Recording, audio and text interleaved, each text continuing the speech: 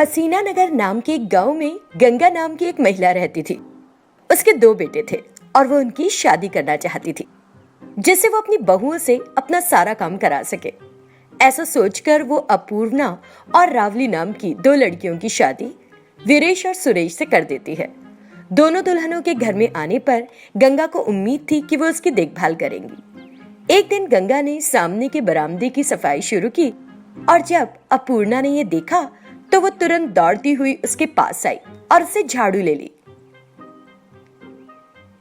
ये क्या सासू माँ, आप ये सब क्यों कर रही हो? आपकी बड़ी बहू अभी जिंदा है, मरी नहीं है। मेरे रहते आपको ये सब करने की जरूरत नहीं। आप फिर से ये सब करते मत दिखना। ऐसी बात नहीं है बहू, मुझे कुछ भी मत बताओ सासू माँ। वैसे आपको पता है आप कौन हो? मैं तुम्हारी सास हूँ। नहीं, आप इस घर की मालकिन हो, मुखिया। तो घर में रानी की तरह बैठा करो। अगर मैं रानी की तरह बैठूंगी तो हर कोई सोचेगा मैं कितनी घमंडी हूँ। लोग ऐसा सोचते हैं तो सोचने दो, लेकिन जब तक मैं यहाँ हूँ कोई काम नहीं करना।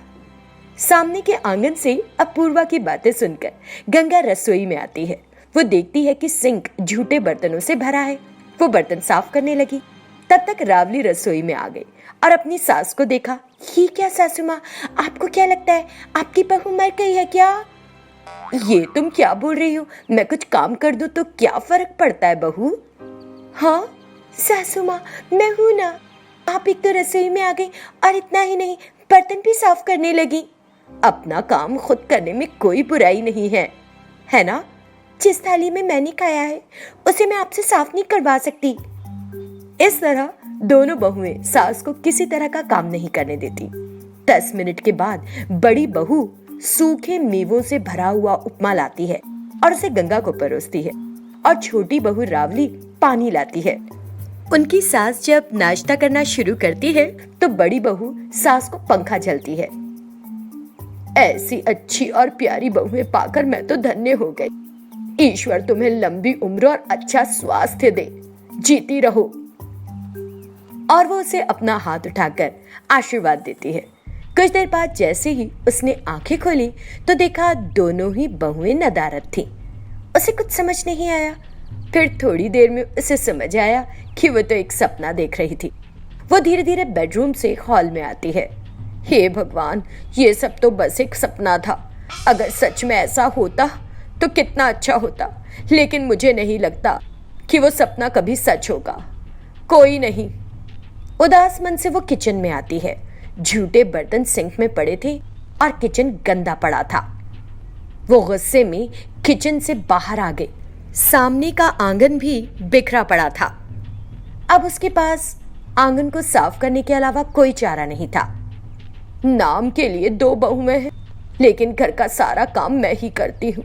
हर कोई जानता है कि मैं परिवार की मुखिया हूँ और घर में मेरी ही चलनी चाहिए, लेकिन मैं ये जो सब काम करती हूँ उसकी मुझे ही पता है। जब मैं घर में नौकरानी लगाने के लिए कहती हूँ तो सब कहते हैं कि 2 बहुओं के होते हुए नौकरानी की क्या जरूरत, लेकिन ये कोई नहीं जानता कि काम करती हूँ मैं। पहले तो वो आंगन की सफाई करती है और पानी छिड़क कर रंगोली बनाती है। फिर हॉल में आती है तो बहुओं को सोफे पर बैठी देखती है। सासू माँ, मुझे बूस्ट वाला दूध दे दो जरा। मुझे बूस्ट नहीं चाहिए, मुझे स्ट्रॉन्ग कॉफी चाहिए। अभी तुम मुझे बहुओं की तरह नहीं, पेटू शैतानों की तरह दिख रही हो और मुझे नौकरानी बनाकर खुद सारे मजे लूट रही हो। तुम दोनों की सेवा कर करके मेरे हाथ दुखने लग गए हैं। तुम दोनों को जरा भी शर्म नहीं आती। आप हमें गलत समझ रही हो। बड़ों ने भी तो कहा है मैं अपनी सास में अपनी माँ को देखना चाहिए। हम आपको माँ की तरह ही देख रहे हैं और आपसे माँ के प्यार की उम्मीद कर रहे हैं। अरे उसका मतलब है तुमको सास की देखभाल करनी है, उससे कोई काम करने के लिए नहीं कहना है, समझी? एक माँ हमेशा क्या करती है, बच्चे को जो अच्छा लगे वो खाना बनाती है और उनके लिए सब कुछ साफ सुथरा रखती है। आपके लिए भी हम ऐसे ही हैं। हम भी ये चाहते हैं कि आप हमारे लिए एक माँ की तरह बन जाओ, ना कि एक सास की तरह हुक्म। इसका मतलब है मुझे तुम पेटू बहुओं के लिए हमेशा खाना बनाकर खिलाना होगा। इतना कहकर वो किचन में जाती है और खाना बनाने लगती है। तब तक दोनों बेटे तैयार हो जाते हैं और बाहर आकर अपने अपने दफ्तर चले जाते हैं। कुछ देर बाद बहुओं को किचन से अच्छी महक आने लगी। गंगा कई तरह के व्यंजन बनाती है, जैसे fish curry, mutton curry, chicken curry और कई अन्य चीजें, और उन्हें टेबल पर सजा कर रख देती है। दोनों बहुएं तो थी ही पेटू। जैसे ही गंगा ने खाना मेज पर रखा, वे दोनों लपक कर खाने लगी। वे ऐसे खा रही थी जैसे जाने कितने जन्मों से भूखी हो। उन्हें देखकर काम की न काज की, 10 मन अनाज की, गंगा बड़बड़ाती है। ऐसे ही कई दिन बीत जाते हैं। एक दिन गंगा बीमार पड़ गई। वो बिस्तर पर थी और उसमें खाना बनाने की ताकत नहीं थी। आखिर में जब इन पेटू जेठानी देवरानी के पास खाने के लिए कुछ नहीं बचा, तो वो किचन में आई। रावली, मैं चावल पकाती हूँ, तुम सब्जियां काट लो। मैं सब्जी बनाऊंगी और तुम कपड़े धो लेना। हाँ, मैं कपड़े धो लूंगी, तुम सासू माँ के लिए खाना परोसना और पैरों की मालिश करना।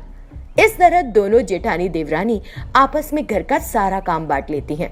सबसे पहले वे किचन में का काम पूरा करती हैं। बाद में एक सास के लिए खाना लाती है और एक उसके लिए पानी। बहुओं को देख सास की आंखों में आंसू आ गए। जेठानी देवरानी दोनों बीमार गंगा की हर संभव सेवा करती हैं। अपूर्णा उसे अपने हाथ से खिलाती है और रावली उसके पैरों की मालिश करती है। अब आपको कैसा लग रहा है सासू माँ? क्या आपको और कुछ चाहिए? मुझे किसी चीज की जरूरत नहीं, मैं ठीक हूँ। उदास मत होइए सासू माँ, आपको कुछ नहीं होगा। हम हैं ना आपकी देखभाल करने के लिए। इस हालत में हम आपको अकेला नहीं छोड़ेंगे। उनकी बातें सुनकर गंगा आंसू बहाने लगी। मुझे माफ कर दो तुम लोग। जब मैं ठीक थी और ये सब काम कर पा रही थी, तुम दोनों को मनी मन गालियां दे रही थी। आपका आशीर्वाद हम दोनों पर हमेशा बना रहे। उस दिन से तीनों ने एक साथ मिलकर सारा काम बांट लिया। एक पेड़ के नीचे बैठी सुधा इधर उधर सब ओर देख रही है। ये क्या, मेरी सास ने मुझे ये कहकर धोखा दिया कि वो बदल गई और अब मुझे ट्रेन से गिरा दिया। अब अगर मैं घर जाऊं तो क्या वो मुझे फिर से मार डालेगी? क्या मैं उसे मारना चाहती हूँ तो वो भी मुझसे बदला लेना चाहती है? घर जाऊंगी तो वो मुझे घर में आने भी देगी, और अगर आने दे भी देगी तो क्या फिर से मारेगी? जब सुधा सोच रही थी तो वो देखती है कि एक आदमी गुजर रहा है। भाई, ओ भाई, मैं तुम्हें ही बुला रही हूँ, जरा आकर मेरी बात तो सुनो। आदमी रुक जाता है और सुधा को देखता है। मुझे देखो, मैं रास्ता भटक गई और यहाँ आ गई। मुझे अपने गांव जाना है, कुछ पैसे चाहिए, प्लीज मुझे दे दो, तुम्हें पुण्य मिलेगा। उस आदमी ने कुछ नहीं कहा, ठीक है बोला और अपनी जेब से पैसे निकालकर सुधा को दे दिए। सुधा ने पैसे लिए और चली गई। दूसरी ओर हमेशा की तरह कनकम्मा दुकान में कुर्सी पर बैठी है। उसकी बहू घर पर नहीं है। वो किराने का सामान उनकी असल कीमत की तुलना में अधिक दाम पर बेच रही है और पैसे ले रही है। इसी बीच कमला नाम की एक औरत पहुंची। क्या कनकम्मा, तुम्हारी बहू नहीं दिखाई दे रही? वो अपनी माँ के यहाँ गई क्योंकि उसे कोई काम धाम करना नहीं आता। वो खुद चली गई या तुमने उसे कहा जाने के लिए? तुम ठीक कह रही हो कमला, मैं नहीं भगाया है। तुम तो देख ही चुकी हो कि अब तक मैं 25 बहुओं को पीटकर वापस उनके घर भेज चुकी हूँ। बेटे की फिर से शादी कर रही हूँ। तुम्हारी तीसरी लड़की है ना, तुम उसकी शादी मेरे बेटे से क्यों नहीं कर देती? ओह, अपनी बच्ची को सुअर के मुंह में डालना बेहतर होगा कि तुम्हारे घर भेजा जाए। ये कहकर कमला वहां से भाग गई। खुद अपनी बहू के नाक में दम किए रहती है, मुझे नैतिकता बता रही थी। जब वो ऐसा सोच रही होती है तो उसे सुधा की आवाज सुनाई देती है। वो इधर उधर सब और देखती है। दूसरी तरफ से बहू सुधा आती है। कनकम्मा बिना किसी अफसोस के अपनी बहू सुधा की तरफ देखकर कहती है, क्या तुम अभी तक मरी नहीं हो? तो क्या मेरे हाथों मरने के लिए वापस आई हो? मैंने कभी नहीं सोचा था कि आप इतना बड़ा धोखा देंगी मुझे। तुमने क्या सोचा था? मौत का स्वाद कैसा लगा? तुम मुझे मारना चाहती थी, है ना? तुम्हारी बुद्धि किसी काम की नहीं, इसलिए मेरा कुछ बिगाड़ नहीं सकी। मेरे पास भी है बुद्धि और वो तुम्हारा काम तमाम करके रहेगी, इसलिए मैंने तुमको पहले विश्वास में लिया। तुम्हारी तरह मेरी सास मैं भी एक सख्जाल हूँ।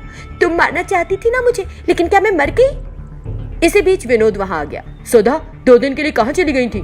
जब मैंने तुम्हारे मायके फोन किया तो फोन ही नहीं कनेक्ट हो रहा था। क्या हुआ? मुझे कितनी फिक्र हो रही थी। क्या जी, सास मुझसे नाराज थी इसलिए मुझे मेरे मायके भेज दिया था। आपको नहीं बताया इन्होंने? क्या माँ, तुम भी? मुझे कितनी चिंता हो रही थी, तुमने मुझे बताया भी नहीं। मैं दुकान में व्यस्त थी तो भूल गई। आज हमारी शादी की सालगिरह है ना सुधा, चलो बाहर चलते हैं, जाओ और तैयार हो जाओ। घर पर करने के लिए सारे काम पड़े हैं, वो सब कौन करेगा? और मेरे घुटने में दर्द है बेटा, अगर मैं बैठ जाऊं तो उठ नहीं पाती, खड़ी हो गई तो वापस नहीं। अरे आप खुद क्यों नहीं कर लेती? आप एक जंगली सुअर की तरह मजबूत हैं। बेटा और बहू साथ कहीं बाहर जा रहे हैं तो आपसे बर्दाश्त नहीं हो रहा। क्या?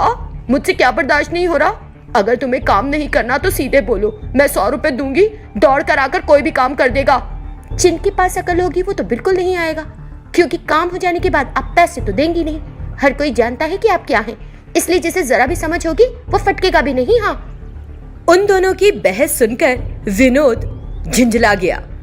अगर घर के अंदर की कोई बात है तो उसे घर के अंदर निपटाओ, बाहर खड़े होकर इस तरह तमाशा बनाना क्या अच्छी बात है? क्या क्या क्या शादी के बाद माँ के लिए प्यार कम हो गया? पिछली बार जब हम तिरुपति गए थे तो क्या तुमने मुझे खोजा था? क्या तुमने देखा कि तुम्हारी माँ कहाँ गिर गई और कहाँ गई? मेरे घर आने के बाद भी मेरी ठीक से देखभाल नहीं हुई थी, सब याद है मुझे। ऐसा नहीं है माँ, वो हमारे घर में नई है, हमारे घर की आदतें पड़ने में कुछ समय लगेगा ना उसे, आप सब जानती हैं, फिर भी ऐसे कह रही हैं मुझसे। आप तो हमसे कहीं ज्यादा समझदार हैं। ठीक है, बाहर जाओ और बेशर्मों की तरह मजे करके वापस आ जाना। सुधा और विनोद वहां से घर के अंदर चले जाते हैं। जब वे चले गए तो कनकम्मा, वो सामान्य लड़की नहीं है, अगर इसे छोड़ दिया गया तो वो निश्चित रूप से मुझे मारने में सफल हो जाएगी। मेरे बिना कुछ किए उसने मुझे मारने की कोशिश की थी, लेकिन अब जब मैंने भी उसे मारने की कोशिश की है तो उसका गुस्सा मुझ पर और बढ़ गया होगा। मैं उसे छोड़ूंगी नहीं, छोड़ना चाहिए भी नहीं, मुझे कुछ भी करके उसे हमारे घर से निकाल देना चाहिए। अंधेरा हो चुका था। कनकम्मा दुकान बंद करती है और घर आकर सोफे पर बैठ जाती है। इस बीच बाहर गए सुधा और विनोद घर लौट आए। माँ को देखकर, माँ तुम अभी तक सोई नहीं? नहीं बेटा, मैं तुम्हारा इंतजार कर रही थी, चलो चलकर खाना खा लेते हैं। नहीं माँ, हमने बाहर ही खा लिया, हम आपके लिए भी लाए हैं, लीजिए खा लीजिए। इसे वहां रख दे, थोड़ी देर बाद खा लूंगी। उसके कहने के बाद विनोद और सुधा अपने कमरे में चले जाते हैं। मेरी बहू सुधा ने इसमें जरूर कुछ मिला दिया होगा, न खाना ही अच्छा, यह सोचकर वो उस बिरयानी को कूड़ेदान में डाल देती है। सास बहू दोनों ही रात भर सोई नहीं और जागती रहीं। सुबह के लगभग 10 बज चुके थे। सास कनकम्मा उठ जाती है और हॉल में जाती है। हर जगह काम बिखरा पड़ा है, लगता है वो भी मेरी तरह बहराई हुई है और रात भर जाग रही थी।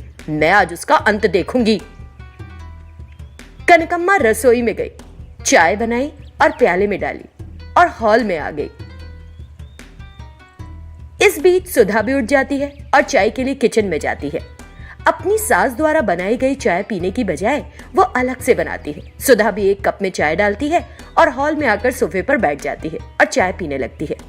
चाय पीने के बाद सुधा नीचे गिर गई और बेहोश हो गई। कनकम्मा तुरंत सुधा के पास गई ये देखने के लिए कि वो मरी कि नहीं। जैसे ही कनकम्मा सुधा के पास पहुंची तो वो तुरंत उठकर बैठ गई। कनकम्मा का दिल एक पल के लिए धड़कना बंद हो गया। बहू सुधा ने उसे देखा तो मुस्कुरा पड़ी।